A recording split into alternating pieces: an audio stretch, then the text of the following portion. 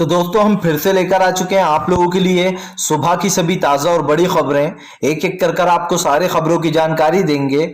आज देश दुनिया में क्या कुछ हो रहा है बताया दोस्तों। सबसे पहली जो बिग ब्रेकिंग न्यूज आ रही है, एक बार फिर से प्रियंका गांधी ने केंद्र सरकार पर बोला हमला। बोले देश में बंटवारा चाहती है बीजेपी की सरकार। इसके बारे में आपको विस्तार से बताएंगे। वहीं पर दोस्तों अगली बिग ब्रेकिंग में हम आपको बताएंगे दोस्तों। जी दरअसल आपको बता दें, संसद में बरसे मल्लिकार्जुन खड़से। बोले बीजेपी और प्रधानमंत्री नरेंद्र मोदी ने देश को पूरी तरीके से बर्बाद कर दिया। इसके बारे में भी आपको बताएंगे। वहीं पर दोस्तों चंद्रशेखर रावण ने भरा नामांकन, योगी आदित्यनाथ के खिलाफ फूंक दिया बिगुल। इसके बारे में भी आपको बताएंगे। वहीं पर दोस्तों संजय रावत का ईडी के ऊपर बड़ा हमला। बोले ईडी डराती धमकाती है। जी हां, ये सब लोग बीजेपी के हाथ की कठपुतली। इसके बारे में आपको विस्तार से बताएंगे। वहीं पर दोस्तों प्रियंका गांधी का करारा जवाब भगवाधारियों को। बोले उस लड़की की मर्जी, वो हिजाब पहने, बिकनी पहने या साड़ी पहने या घूंघट आड़े, करारा जवाब दिया। इसके बारे में भी आपको बताएंगे। वहीं पर दोस्तों अगली बिग ब्रेकिंग में हम आपको बताएंगे दोस्तों। जी दरअसल आपको बता दें, अखिलेश का बीजेपी के ऊपर बड़ा हमला। बोले केंद्र सरकार ने इस पूरे 8 साल में देश के लिए कुछ नहीं किया और योगी आदित्यनाथ ने 5 साल में उत्तर प्रदेश के लिए कुछ नहीं किया। इसके बारे में आपको विस्तार से बताएंगे। वहीं पर दोस्तों मुस्लिम भाइयों का फूटा गुस्सा। बोले फिलहाल हिंदू और मुस्लिम भाइयों को लड़ाकर बीजेपी अपनी सत्ता हासिल करने की कोशिश कर रही है। इसके बारे में भी आपको विस्तार से बताएंगे। वहीं पर दोस्तों आपको बता दें, जी मुस्लिम समुदाय ने कर दिया ऐलान, मुस्कान को दिए जाएंगे जी मदनी। जो महमूद मदनी है दोस्तों, उन्होंने 5 लाख रुपए देने का वादा कर दिया है। इसके बारे में भी आपको बताएंगे। वहीं पर दोस्तों आपको बता दें, कांग्रेस ने जारी किया अपना घोषणा पत्र। घोषणा पत्र में कहीं बड़ी बातें, क्या क्या फ्री दिया जाएगा, इसके बारे में भी आपको विस्तार से बताएंगे।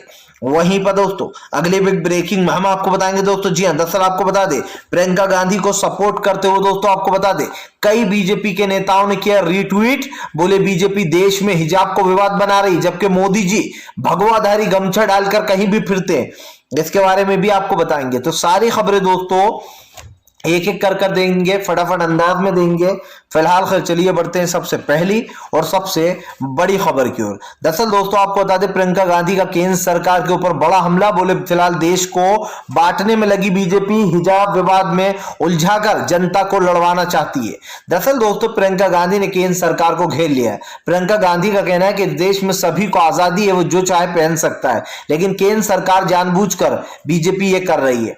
प्रियंका गांधी ने कहा कि प्रधानमंत्री नरेंद्र मोदी ऐसा दिखा रहे हैं कि उनको कुछ दिखाई नहीं दे रहा है, लेकिन देश में क्या हो रहा है ये सब लोग देख रहे हैं। प्रियंका गांधी ने कहा कि दरअसल प्रधानमंत्री नरेंद्र मोदी देश को बांटने की कोशिश कर रहा है, वो चाहते हैं कि देश का बंटवारा हो जाए। प्रियंका गांधी ने कहा कि उस लड़की की मर्जी है, वो हिजाब पहने, घूंघट आड़े, बिकनी पहने या फिर कुछ और करे, ये मैं और आप डिसाइड नहीं करेंगे। प्रियंका ने कहा कि ये एक लोकतांत्रिक देश है और लोकतांत्रिक देश में सबको अपना अपना फैसला लेने का हक है। आपको याद होगा दोस्तों, प्रधानमंत्री नरेंद्र मोदी बार बार गला फाड़कर चीखकर कहते हैं कि ये लोकतांत्रिक देश है, यहाँ पर सबको अपनी आजादी है खुद का जो यहाँ पर फैसला चुनने की। लेकिन दोस्तों सोचिए, प्रधानमंत्री के इन दावों में कितनी सच्चाई और कितना झूठ है। आज कर्नाटक में हिजाब को लेकर विवाद हो रहा है, कल दोस्तों ये कहेंगे मुसलमानों को देश से बाहर निकाल दो। तो ऐसे अगर इनकी बातें मानते रहे तो फिर तो देश बर्बाद हो जाएगा। और प्रियंका गांधी ने कहा कि फिलहाल दरअसल सरकार इस पर कोई संज्ञान लेना ही नहीं चाहती है। दरअसल दोस्तों प्रियंका गांधी को एक पत्रकार ने जानबूझकर टारगेट करने की कोशिश भी की इस मुद्दे पर कि आपने ऐसा बोल दिया, अब यूपी की लड़ाई तो जो है हिजाब पर पहुंच गई है। प्रियंका गांधी ने कहा कि आप अपना गमछा उतारिए, मैं आपसे कह रही हूं। पत्रकार दोस्तों सक पका गया।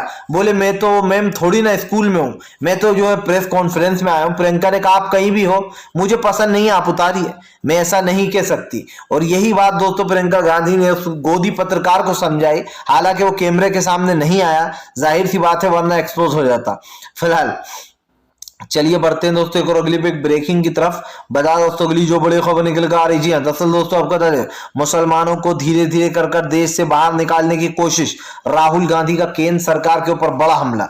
दरअसल दोस्तों राहुल गांधी ने केंद्र सरकार को घेर लिया है। राहुल गांधी का कहना है कि देश में लगातार महंगाई बढ़ती चली जा रही है, लेकिन देश का मुद्दा जो है वो भटकाया जा रहा है। दरअसल दोस्तों राहुल गांधी इसको एक भटकाने वाला मुद्दा बता रहा है। राहुल गांधी का कहना है कि प्रधानमंत्री नरेंद्र मोदी देश के विकास पर कुछ बता नहीं पा रहा है। देश में ये नहीं बता पा रहा कि देश में क्या कुछ हो रहा है। इसीलिए प्रधानमंत्री ने आसान और सरल रास्ता ढूंढ लिया है, वो है हिंदू मुसलमान। राहुल गांधी ने कहा कि दरअसल प्रधानमंत्री को सब कुछ दिखाई दे रहा है, लेकिन उसके बाद भी वो अनजान बनने की कोशिश कर रहा है।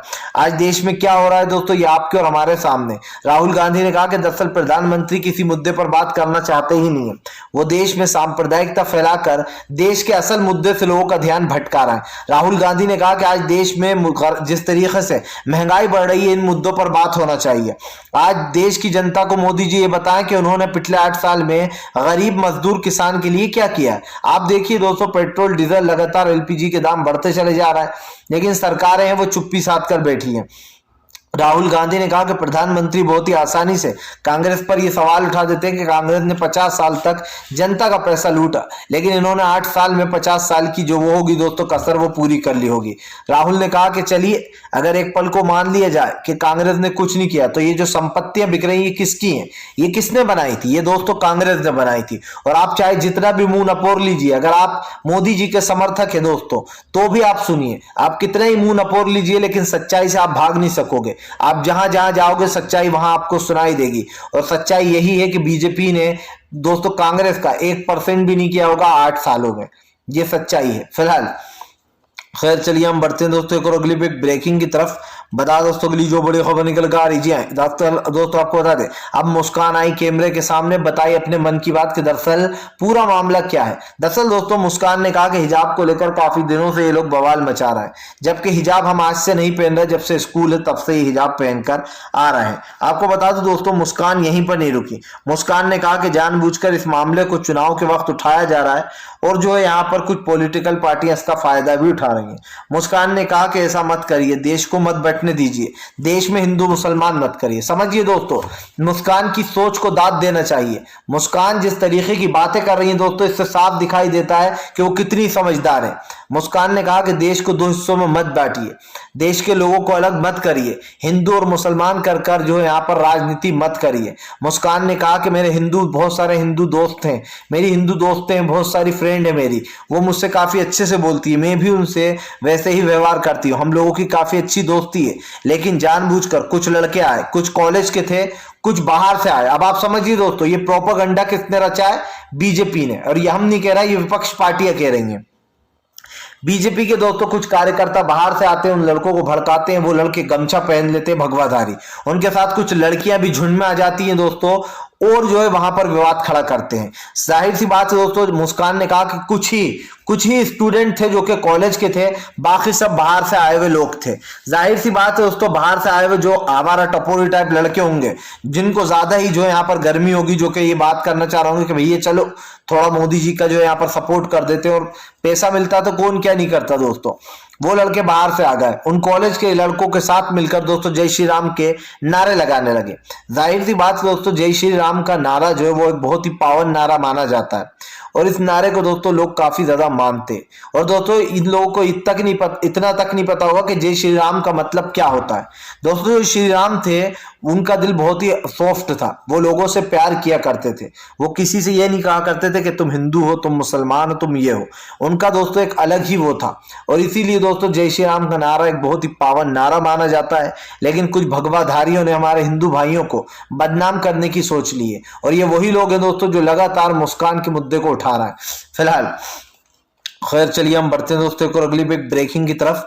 बता दोस्तों अगली जो बड़ी खबर निकल कर आ रही है, दरअसल दोस्तों आपको बता दे, एक बार फिर से जो यहाँ पर दोस्तों बीजेपी हुई एक्सपोज। चंद्रशेखर रावण ने फूंक दिया बिगुल, योगी आदित्यनाथ को करेंगे सत्ता से बाहर। दरअसल दोस्तों आपको बता दें, अब चंद्रशेखर रावण ने अपना नामकरण भर दिया। चंद्रशेखर रावण ने ऐलान कर दिया है कि अब की बार जो यहाँ पर वो चुनाव जीतेंगे, लड़ेंगे भी और जीतेंगे भी, और योगी आदित्यनाथ को हराएंगे भी। दरअसल दोस्तों आपको तो पता ही होगा कि योगी आदित्यनाथ फिर से एक बार अपने गढ़ से ही चुनाव लड़ रहा है, और अपने घर से चुनाव लड़ने का मतलब समझिए कि योगी आदित्यनाथ के लोगों ने पहले तो खूब उड़ाया कि वो प्रयागराज से लड़ेंगे, प्रयागराज में योगी जी को अयोध्या को में काफी माना जाता है, उनको अयोध्या से चुनाव लड़ेंगे। लेकिन हुआ क्या दोस्तों, योगी आदित्यनाथ अपने ही गढ़ में पहुंच गए वापस मठ में, और वहीं से दोस्तों वो चुनाव लड़ने जा रहा है। लेकिन वहां की राजनीति इसलिए गर्म हो गई है दोस्तों, क्योंकि वहां से 3 लोग चुनाव लड़ रहे हैं। एक तो जो है यहाँ पर दोस्तों योगी आदित्यनाथ है, दूसरे चंद्रशेखर रावण है, तीसरे जो दोस्तों मास्टर आजाद है। ये 3 लोग जो वहां से एक ही जगह चुनाव लड़ने जा रहा है, और यही कारण है जो अब दोस्तों सियासत गर्म हो गई है, क्योंकि योगी आदित्यनाथ को दोस्तों बड़ा झटका लग सकता है। चंद्रशेखर रावण उनको ये झटका देंगे। जाहिर सी बात है दोस्तों, चंद्रशेखर रावण की पॉपुलैरिटी लगातार बढ़ती चली जा रही है और यही कारण जो अब वो मोदी जी को या फिर योगी को भी डर लगने लगा है फिलहाल। खैर चलिए हम बढ़ते हैं दोस्तों को अगली बिग ब्रेकिंग की तरफ। बता दोस्तों अगली जो बड़ी खबर निकल कर आ रही है, दरअसल दोस्तों आपको बीजेपी को अनुप्रिया पटेल ने दिया बड़ा झटका, मां के खिलाफ नहीं लड़ेंगी दोस्तों चुनाव। दरअसल दोस्तों आपको बता दें, बीजेपी जो है वो मां बेटी को ही लड़वाने की कोशिश कर रही थी। जैसे कि दोस्तों आप जानते ही हैं कि जो कृष्णा पटेल है यानी कि अनुप्रिया की जो मम्मी है वो एसपी में शामिल हो गई है सपा में, और जो अनुप्रिया पटेल है दोस्तों उनका गठबंधन बीजेपी के साथ है। अब दोस्तों अनुप्रिया पटेल को आपको बता दें प्रतापगढ़ की सीट से उतारा जा रहा था, किसके सामने? मां जो है यहाँ पर उनकी मां के सामने, यानी कि दोस्तों कृष्णा पटेल के सामने। कृष्णा पटेल के सामने दोस्तों अनुप्रिया को उतारा जा रहा था। और जो यहाँ पर ये प्रतापगढ़ की सीट है, इससे बीजेपी वाले एक बार दो बार विधायक बने हैं। लेकिन दोस्तों आपको बता दें कि जो कृष्णागढ़ के जो यहाँ पर जो कृष्णा पटेल हैं वो प्रतापगढ़ से चुनाव लड़ रही हैं, और यही कारण दोस्तों जो अनुप्रिया ने इस सीट को वापस बीजेपी को ही लौटा दिया। उन्होंने अपनी मां के खिलाफ लड़ने से साफ साफ इनकार कर दिया। जाहिर सी बात है दोस्तों, बीजेपी मां बेटी में जो यहाँ पर एक तरीके से वॉर करवाना चाह रही थी। वो चाह रही थी कि वो किसी भी तरीके से जो यहाँ पर अनुप्रिया और दोस्तों आपको बता दें कृष्णा पटेल को आमने सामने कर दे, ताकि मामला बराबर का हो जाए। लेकिन दोस्तों हुआ क्या, इसमें बीजेपी को एक बड़ा झटका यहाँ पर लग गया, क्योंकि साफ सी बात है दोस्तों कि कृष्णा पटेल ने चुनाव लड़ने से इनकार कर दिया। सॉरी, कृष्णा पटेल जो उनकी मां है अनुप्रिया की, वो वहीं से लड़ेंगी प्रतापगढ़ से, लेकिन अनुप्रिया ने ये टिकट लौटा दिया। तो इसे कहते हैं दोस्तों नेले पर धेला। बीजेपी ने खूब कोशिशें की, लेकिन फिलहाल वो अपना काम सही से कर नहीं पाई। यही कारण दोस्तों जो बीजेपी को जबरदस्त तरीके झटका लग गया है फिलहाल। खैर चलिए हम बढ़ते हैं दोस्तों एक और अगली बिग ब्रेकिंग की तरफ। बता दोस्तों अगली जो बड़ी खबर निकल कर आ रही है, अब दोस्तों जयंत चौधरी के बाद जयंत चौधरी की जो पत्नी है दोस्तों, उन्होंने योगी आदित्यनाथ को घेर लिया। जी हाँ, दरअसल दोस्तों योगी आदित्यनाथ का इन दिनों टाइम काफी खराब चल रहा है। एक के बाद एक जो यहाँ पर लोग उनको घेरने में लग गए। अब दोस्तों आपको बता दें जयंत चौधरी की जो पत्नी है दोस्तों, उन्होंने जो यहाँ पर योगी आदित्यनाथ को घेरने का काम किया है। तो क्या कुछ कहा है दोस्तों जयंत चौधरी की पत्नी ने, चलिए आपको दोस्तों हम बताते हैं। दरअसल दोस्तों आपको बता दें जयंत चौधरी की पत्नी चारू चौधरी ने योगी आदित्यनाथ पर निशाना साधते हुए कहा कि सबने देखा है किस तरीके से उत्तर प्रदेश की गंगा में लाशें तैर रही थी, नालों में लाशें तैर रही थी। उसके बाद भी योगी आदित्यनाथ कह रहे थे कि उत्तर प्रदेश में पूरा स्वास्थ्य व्यवस्था बिल्कुल सही है। आपको बता दें चारू चौधरी ने यहां पर कहा कि फिलहाल जिस तरीके से बीजेपी ने इन 5 सालों में काम किया है, हमें उम्मीद है कि सब लोग जयंत जी का जो यहां पर समर्थन करेंगे। चारू ने जो है यहां पर दोस्तों कहा कि फिलहाल मैं जयंत चौधरी की हिम्मत की दाद देती हूं। चारू चौधरी ने कहा कि जयंत जी जो यहां पर लोगों का विकास करना चाहते हैं, वो गांव वालों की सुरक्षा के लिए भी काफी कुछ कर रहे हैं। चारू चौधरी ने कहा कि फिलहाल जयंत जी को मुझे उम्मीद है कि आप लोग सपोर्ट करेंगे और उनको एक इस राजनीति का एक अहम हिस्सा बनाएंगे। जाहिर सी बात है दोस्तों, चारू चौधरी ने कहा कि मैं घर संभाल रही हूं, जयंत चौधरी जी जो है वो सत्ता संभाल रहा है। यानी कि दोस्तों अब चारू चौधरी भी योगी आदित्यनाथ के ऊपर हमलावर हो गई हैं। उन्होंने साफ कहा कि फिलहाल योगी आदित्यनाथ के सामने लाशें तैरती रहीं, लेकिन उन्होंने कोई संकल्प नहीं लिया। और यही बात है दोस्तों जो हम बार बार कहते हुए नजर आए आपको कि योगी आदित्यनाथ के खिलाफ कई लोग हैं जो कि अपना मोर्चा खोल चुके हैं, बड़ी बात बोल चुके हैं, और अब योगी आदित्यनाथ को इसमें बड़ा झटका लगता हुआ नजर आ रहा है। जाहिर सी बात है अब देश की जनता को कुछ और बताने की कोशिश कर रहा हूं, देश की जनता कुछ और देख रही है, तो इससे कहीं ना कहीं बीजेपी का पूरी तरीके से दोस्तों ये कह सकते हैं कि सूपड़ा साफ हो चुका है फिलहाल। खैर चलिए हम बढ़ते हैं दोस्तों और अगली एक ब्रेकिंग की तरफ। बता दोस्तों अगली जो बड़ी खबर निकल कर आ रही है दोस्तों, आपका फिल्म एक्टर दोस्तों नगमा ने बोला मोदी सरकार के ऊपर बड़ा हमला, बोले देश को बांटने की कोशिश कर रही बीजेपी की सरकार। जी हाँ, दरअसल दोस्तों आपको बता दें अब जो फिल्म एक्टर नगमा ने जमकर भाजपाइयों को घेर लिया। आपको बताता चलूं दोस्तों, जो नगमा फिल्म एक्टर थी उन्होंने मोदी सरकार पर निशाना साधते हुए कहा कि आज देश में बीजेपी देश में 2 हिस्सों में लोगों को बांटने की कोशिश कर रही है। नगमा ने कहा कि एक तरफ हिंदू भाइयों को रखा जा रहा है, एक तरफ मुसलमान भाइयों को रखा जा रहा है और जानबूझकर देश को बांटने की कोशिश हो रही है। नगमा यहीं पर नहीं रुकी। नगमा ने कहा कि फिलहाल बीजेपी ही वो इंसान है जिसने देश में बंटवारे की लकीर खींच दी है और ये अब देश में दोस्तों बंटवारा चाहते हैं। जाहिर सी बात है दोस्तों, एक जिन्ना था जिसने पाकिस्तान और इंडिया के 2 टुकड़े कर दिए थे और अब जो है यहाँ पर बीजेपी इस राह पर निकल पड़ी है। नगमा ने कहा कि आज देश में बहुत ही बुरे हालात बन चुके हैं। हमने देखा वो वीडियो जिसमें उस लड़की को बहुत सारे लोग, भगवाधारी लोग घेर रहे थे, लड़की डरकर भागी नहीं, उसने अल्लाह अकबर के नारे लगाए। ये नारे दोस्तों सिर्फ नारे नहीं थे, ये दोस्तों उस लड़की ने अपनी ताकत दिखाई थी, और ताकत दिखाते हुए ये बता दिया उन लोगों को कि जो लोग डराने की कोशिश कर रहे हैं दोस्तों मुस्कान को, वो उन लोगों से डरेगी नहीं। मैंने दोस्तों कई बार कहा, फिर से दोहराऊंगा कि फिलहाल देश में दोस्तों हिंदू मुसलमान जैसी कोई चीजें नहीं होती। आज देश में लगातार जानबूझकर इस तरीके की चीजें की जा रही हैं, और इन चीजों को दोस्तों कहीं ना कहीं छुपाने की कोशिश भी की जा रही है। लेकिन हम आपसे फिर से कहेंगे दोस्तों कि देश में इस तरीके की सांप्रदायिकता और नफरत फैलाने का जो बीजेपी काम कर रही है उसको रोक देना चाहिए, क्योंकि इससे न सिर्फ दोस्तों देश का विकास रुक रहा है, बल्कि दोस्तों देश में आज एक तरीके का सांप्रदायिकता वाला माहौल भी बनाया जा रहा है। और यही कारण है जो एक एक कर दोस्तों बीजेपी की कलई घुलना शुरू हो गई है। अब देश में किसी तरीके का माहौल हो दोस्तों, लेकिन ये तो साफ है कि फिलहाल बीजेपी की उल्टी गिनती शुरू हो चुकी है। फिलहाल खैर चलिए हम बढ़ते हैं दोस्तों और अगली एक ब्रेकिंग की तरफ।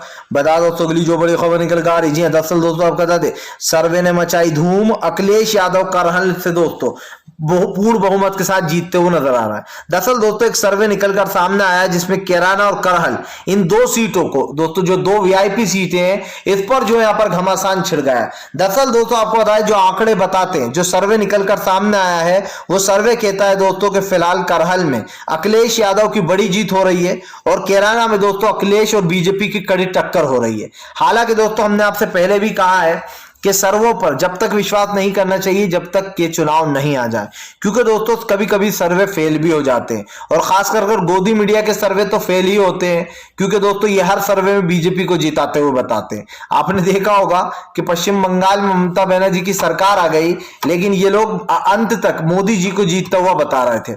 यहां तक कि जब मोदी की करारी हार हुई तो ये लोग कह रहे थे अच्छे वोट मिल गए।